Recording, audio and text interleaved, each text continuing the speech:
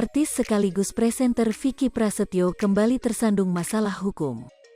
Pasalnya, sang mantan istri, Vivi Paris resmi melaporkan Vicky Prasetyo atas dugaan penipuan dan penggelapan uang. Pelaporan ini merupakan kedua kalinya setelah pada 2019 mereka berseteru dengan kasus serupa. Hal itu diketahui dalam video yang diunggah di kanal YouTube Kiai Haji Infotainment, Selasa, tanggal 11 Januari tahun 2022. Pernah ditipu beberapa tahun lalu, Vivi Paris mengungkap alasannya masih menaruh kepercayaan pada Vicky hingga kejadian serupa bisa kembali terulang. Menurut Vivi, keberadaan sang buah hati menjadi alasannya memberikan kesempatan kedua pada mantan suaminya.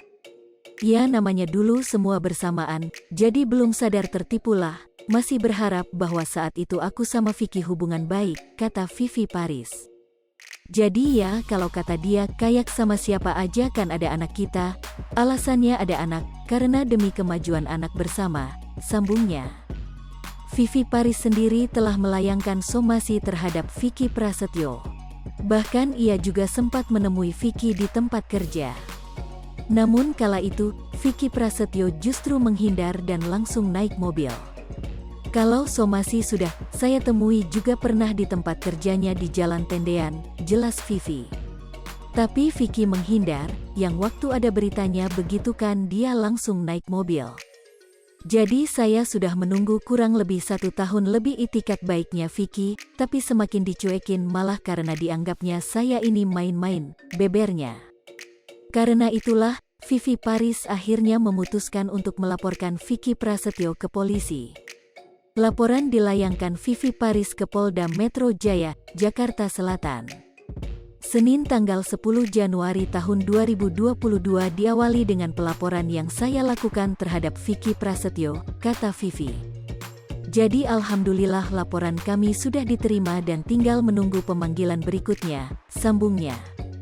Terkait kerugian yang dialami, ia enggan menyebutkan secara gamblang. Yang jelas kerugian yang dialami Vivi Paris mencapai ratusan juta rupiah. Kalau kerugian yang pasti merugikan, ratusan nggak sampai miliaran, ucapnya.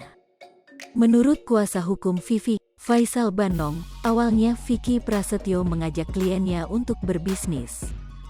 Vicky Prasetyo disebut ingin membangun sebuah klub yang dinamai Kudeta.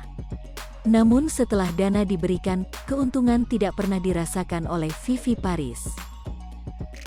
Jadi awal mula Vicky Prasetyo mengajak klien saya diiming-imingilah buka suatu usaha klub Kudeta, jelas Faisal Banong. Sampai saat ini klien saya nggak tahu.